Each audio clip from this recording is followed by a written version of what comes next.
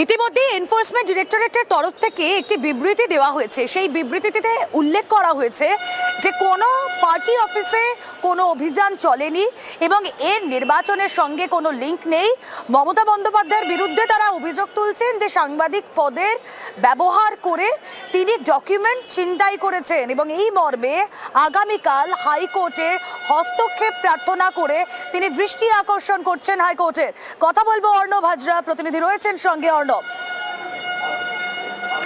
দেখো, ইডির তরফে আজকে দৃষ্টি আকর্ষণ করা হয় বিচারপতি শুভ্রা ঘোষের বেঞ্চে, কিন্তু আজকে কোন রকম মামলা দায়ের করা হচ্ছে না এবং এক্ষেত্রে সর্বশেষ দিল্লি থেকে যে ইনস্ট্রাকশন আসছে তার অপেক্ষা করছে এই মুহূর্তে কলকাতা হাইকোর্টে ইডির বিশেষ আইনজীবী দল, এবং তারা সব বিষয়ের জন্য প্রস্তুত।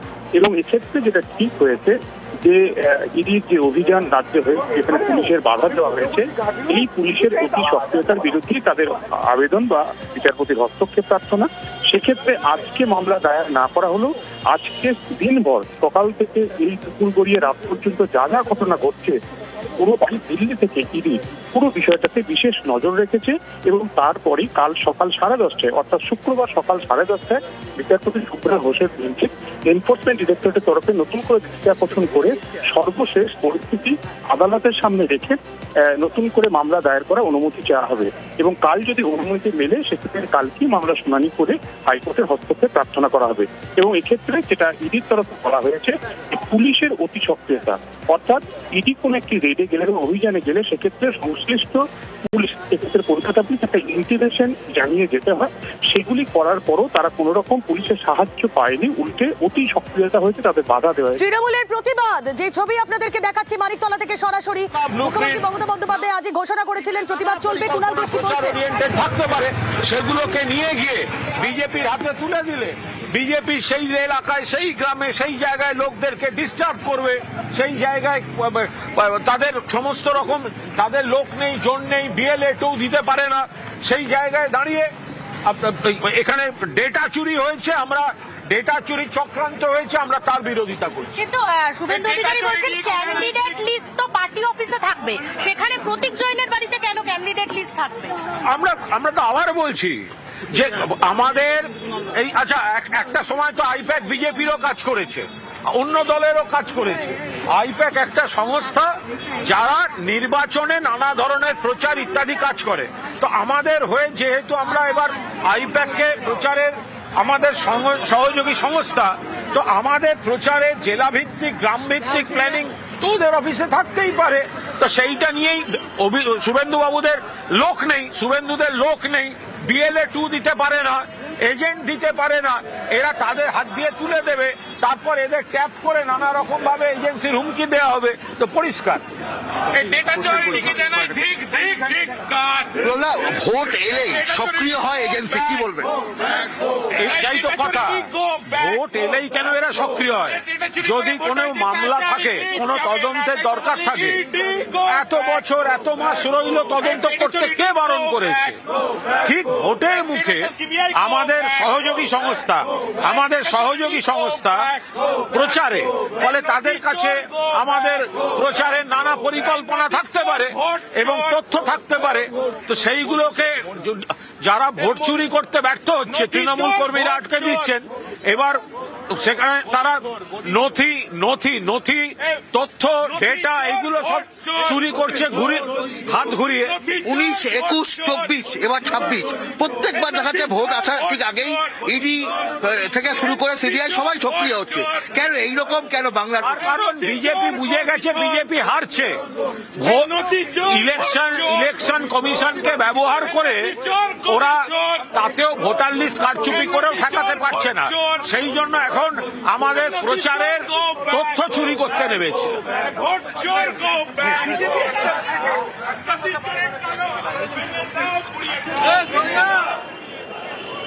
কুণাল ঘোষ যে বক্তব্য রাখছিলেন, মানিকতলা থেকে তৃণমূলের প্রতিবাদ মিছিল। আজ মুখ্যমন্ত্রী মমতা বন্দ্যোপাধ্যায় তিনি ঘোষণা করে দিয়েছিলেন যে আজ এই ইডির অভিযানের প্রেক্ষিতে বিভিন্ন জায়গায় ব্লকে ব্লকে ওয়ার্ডে এভাবেই প্রতিবাদ চলবে। মানিকতলার ছবি পর এবার আপনাদেরকে দেখাই হাজরার ছবি। সেই হাজরাতেও কিন্তু প্রতিবাদ মিছিল তৃণমূল কর্মী সমর্থকদের।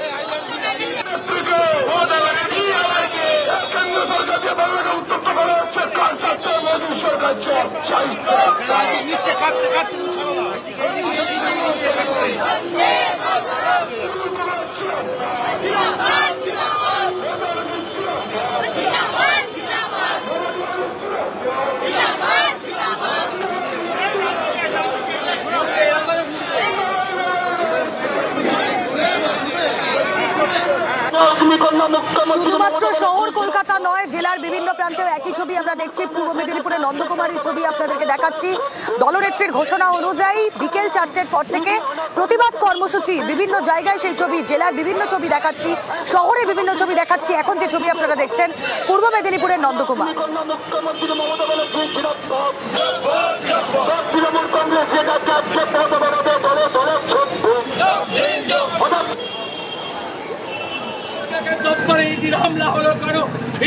অন্যদিকে বাঁকুড়াতেও প্রতিবাদের ছবি আপনারা দেখতে পাচ্ছেন।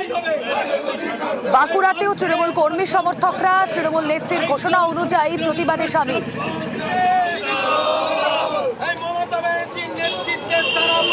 অন্যদিকে আসানসোলের ছবি আপনারা দেখছেন, যেখানে টায়ার জ্বালিয়ে বিক্ষোভ তৃণমূলের।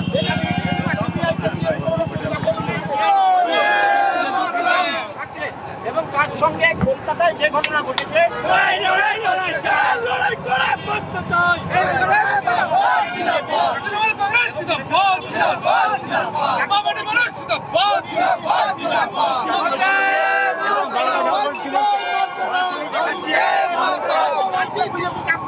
অন্যদিকে ক্যানিং এর ছবি আপনারা দেখছেন, যেখানে জীবনতলায় শওকত মোল্লার নেতৃত্বে বিক্ষোভ চলছে, প্রতিবাদ চলছে।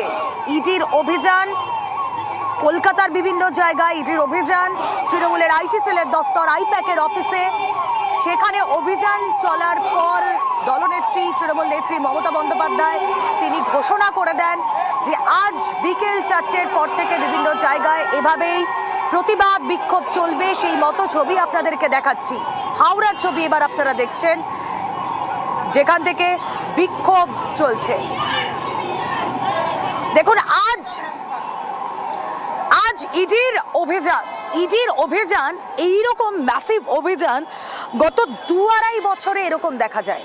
যেই অভিযান হয়েছে লাউডন স্ট্রিটে প্রতীক জৈন মানে আইপ্যাকের কর্ণধারের বাড়িতে, যে অভিযান চলেছে এই বিল্ডিং এর 11th ফ্লোরে, এই বিল্ডিং এর 11th ফ্লোরে ইডির আধিকারিকরা তারা চলে আসেন আজ সকাল 6টায়। মুখ্যমন্ত্রী মমতা বন্দ্যোপাধ্যায়ের কথা অনুযায়ী ইডি আধিকারিকরা যখন সকাল 6টায় এখানে আসেন, তখন অফিসের লোকই আসেনি, অফিস ফাঁকা, কিন্তু তারা জোর করে ঢোকেন। এবং মমতা বন্দ্যোপাধ্যায় যে কথা বলছেন সাংবাদিকদের মুখোমুখি হয়ে, টেবিলে আর কোনো ফাইল নেই, সেগুলো ইডি লুট করেছে, এই অভিযোগ তিনি করলেন। লাউডন স্ট্রিটে প্রতীক জৈনের বাড়িতে প্রথমে তিনি যান, তারপর তিনি আসেন এই বিল্ডিংয়ে। প্রায় 4 ঘন্টা তিনি এই বিল্ডিংয়ে ছিলেন, তিনি অপেক্ষা করছিলেন প্রতীক জৈন আসার। প্রতীক জৈন আসার পর তিনি তার সঙ্গে কথা বলেন। প্রতীক জৈনকে তিনি জানিয়ে যান যে এখনো পর্যন্ত কোন কোন নথি মিসিং, কোন কোন নথি লুট হয়ে গিয়েছে, সেই নথির একটা রিপোর্ট করতে, মিসিং ডকুমেন্টের একটা রিপোর্ট তৈরি করতে মমতা বন্দ্যোপাধ্যায় 4:22 আইপ্যাকের দপ্তর থেকে বেরিয়ে গেলেন তার পূর্ব নির্ধারিত কর্মসূচি অনুযায়ী কলকাতায় গঙ্গাসাগর মেলার সূচনা করতে আউটরাম ঘাটে। সেখান থেকে তিনি আবারও আসবেন আইপ্যাকের অফিসে সল্টলেক সেক্টর 5-এ, একথা জানিয়ে গিয়েছেন তিনি। এবং এসে তিনি রিপোর্ট নেবেন যে কোন কোন ডকুমেন্ট মিসিং।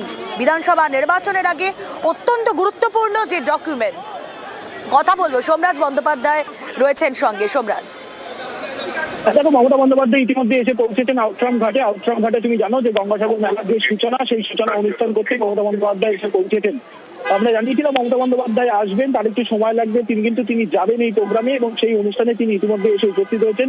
তিনি মেলার যে চত্বর, সেই চত্বর ঘুরে দেখবেন এবং তার সঙ্গে মেলার সামগ্রিক সূচনা করবেন। পাশাপাশি মমতা বন্দ্যোপাধ্যায় কিছুক্ষণ আগে আইপ্যাকের অফিস থেকে বেরিয়েছেন। আইপ্যাকের অফিসে রয়েছেন প্রতীক জৈন এবং যেটা আমরা সূত্র মারফত জানতে পারছি, আইপ্যাকের কর্ণধার প্রতীক জৈনকে তিনি নির্দেশ দিয়েছেন যে কোন কোন ফাইল মিসিং হয়েছে, এই মিসিং রিপোর্ট রেডি করতে বলেছেন মমতা বন্দ্যোপাধ্যায় প্রতীক জৈনকে। তার কারণ মমতা মমতা বন্দ্যোপাধ্যায় ইতিমধ্যেই অভিযোগ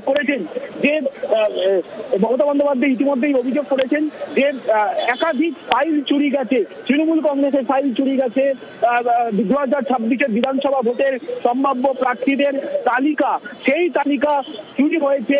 এছাড়াও তৃণমূল কংগ্রেসের একাধিক অ্যানালিটিক্যাল অর্থাৎ ডেটা, সেই ডেটা পর্যন্ত চুরি হয়েছে। মমতা বন্দ্যোপাধ্যায় অভিযোগ করেছেন, শুধু তাই নয়, তিনি এটাও অভিযোগ করে বেরোলেন যে আইপ্যাকের অফিসের টেবিলে কোনো ফাইল নেই, অর্থাৎ সেই ফাইলগুলি কোথায় সেই প্রশ্ন তুললেন মমতা বন্দ্যোপাধ্যায়। সেই কারণেই আইপ্যাকের কর্ণধার প্রতীক জৈনকে তিনি রিপোর্ট রেডি করতে বলেছেন যে কোন কোন ফাইল মিসিং হয়েছে।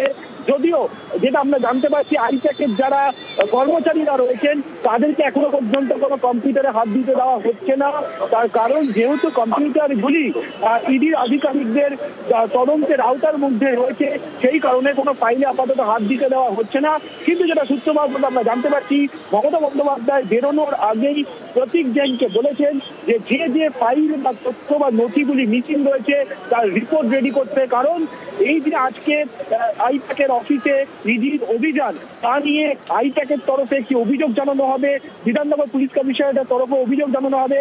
ইতিমধ্যেই সেটা স্পষ্ট হয়েছে, সেই প্রস্তুতিও কার্যত শুরু হয়েছে বিধাননগর পুলিশ কমিশনারের তরফে।